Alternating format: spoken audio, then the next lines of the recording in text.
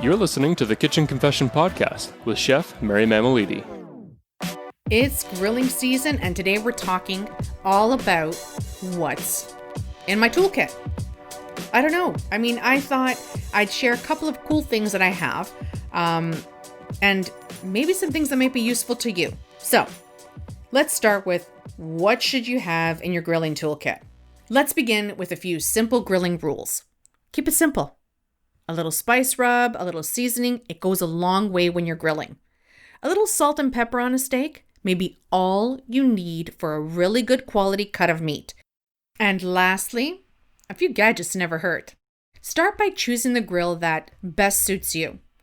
So decide what type of grill you'd like to use, whether it's electric, gas, propane, even charcoal. That taste of charcoal is just unbeatable. But let me help you here. If you're uncomfortable with a flame and it's just not your thing, I recommend an electric grill. So you can set the grill temperature. It can easily be controlled on these. Begin by familiarizing yourself with the grill while it's still cool. This way you can maneuver around and get used to it before you actually fire that thing up. Or in this case, electric plug it in. The next thing I would suggest is get yourself a digital food thermometer. Maybe one with a wide display, one that measures Fahrenheit and Celsius, and maybe one that even reads the screen for you. So a talking digital food safe thermometer is always helpful. Or perhaps maybe even one that attaches to your smartphone. That's my kind of thing. I'm a tech geek at heart. My husband and I, Frank, we personally like the Weber iGrill. So this connects via Bluetooth to an app on your phone, and it'll notify you when the desired doneness is achieved. And it's ready to take off the grill. So all you do is you stick the prongs into your meat or the item that's on the grill, close the grill, and it'll keep that gauge going for you. It'll get that temperature that you desire. Here's a little meat doneness and turtle temps that I have for you. These are guides that I go by. When you're cooking beef, if you want it rare, you want it to 120 to 125 degrees Fahrenheit. Medium rare, 125 to 135. Medium, 135 to 145. Medium well is where I go to well done.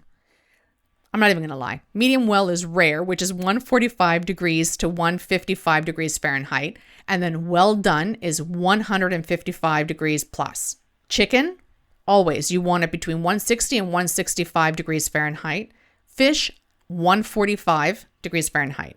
Next little gadget that I like having in my grilling toolkit is a propane level indicator or propane tank gauge.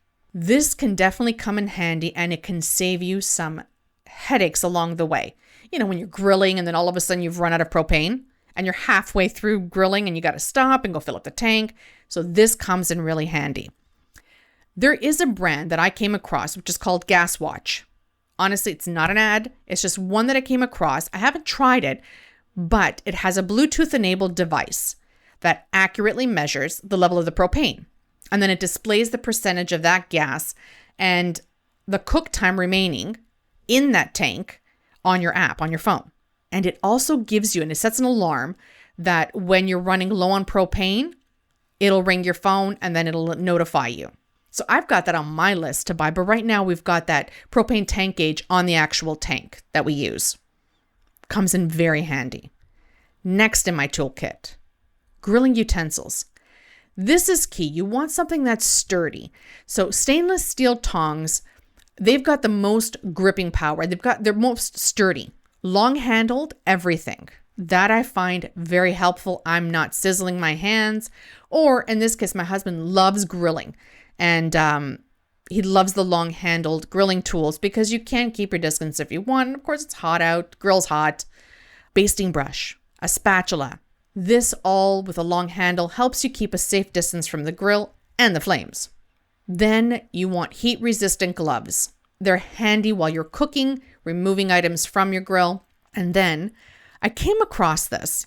It's called a double spatula tong, where both sides of the tongs are the ends of a spatula. So they're flat, I love this because you can cover a lot more real estate on your food when you're picking it up.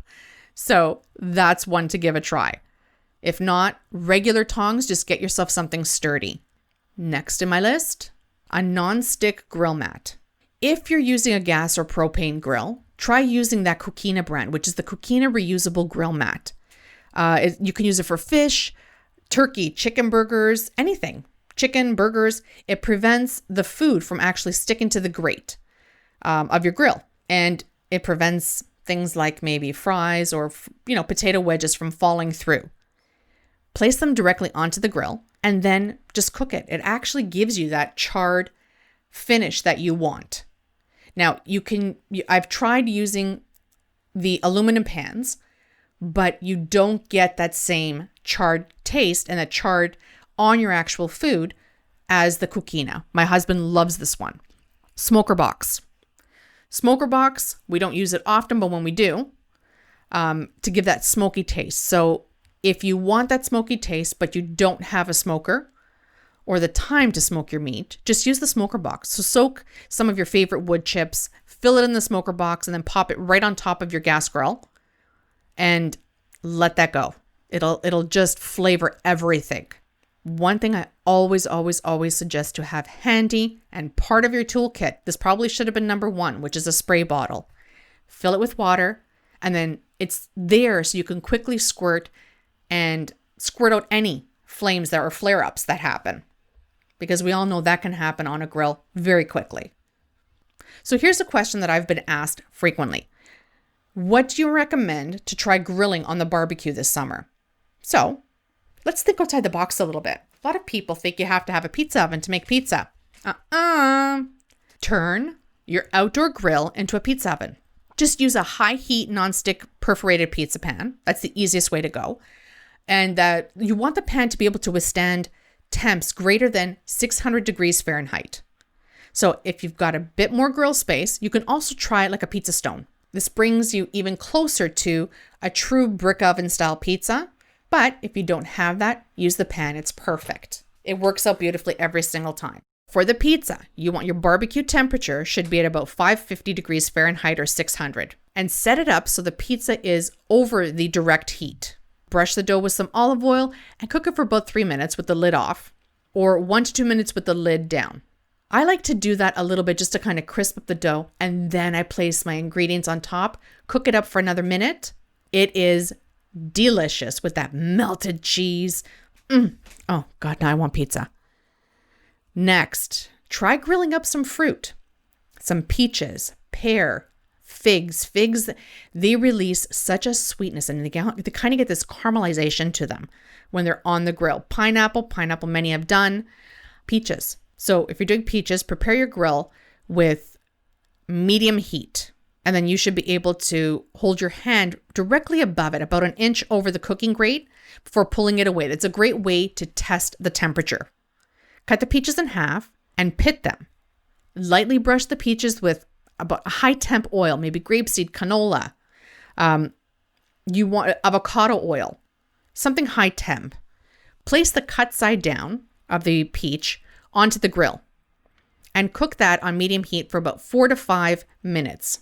Flip it, cook it a little until it's tender. For an additional, I want to say 3 minutes, probably not even.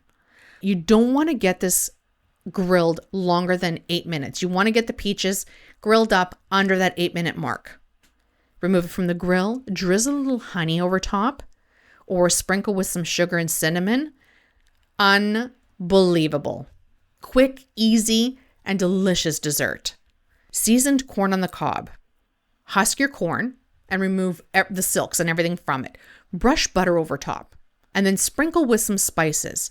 Either some Cajun mix, cayenne, a little chili and lime. Delicious. Try one of them, not all three, because you're going to get like a flavor burst and flavor and competing flavors. Try one. And then I want you to wrap foil wrap all around that corn.